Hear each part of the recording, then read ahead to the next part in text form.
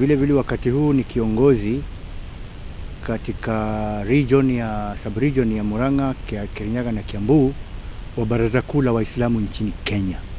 Ningependa kuchukua nafasi hii vile vile kumshukuru mbunge wa Mvita Mheshimiwa Abdulswamad kwa hatua aliyochukua kibinafsi. Akawatoa watoto wa pwani kutoka African International University Khartoum, Sudan, na akawarudisha Kenya.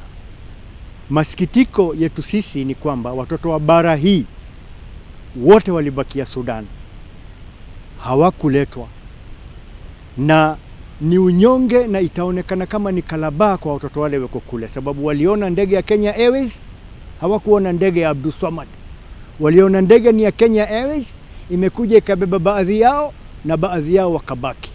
Nachukua nafasi hii kuliambia Baraza Kuu la Waislamu nchini Kenya na Muislamu yoyote ambaye kwamba Kenya hii ana nguvu kupitia na serikali na vile vile kufanya apili kwa president. Ni unyonge mkubwa sana, inaonekana kama ni kalabaa baadhi ya watoto kubakia Sudan kama ambao kwamba wametupwa, hawana mwenyewe, na wao vile vile washughulikiwe haraka iwezekanavyo.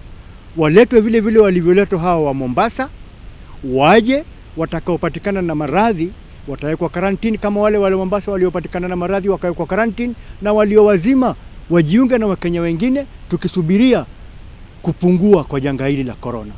Sababu ni unyonge mkubwa sana wazazi baadhi yao kusikia kwamba watoto wamekuja na watoto wao wengine wamebakia Sudan. Ni unyonge mkubwa sana.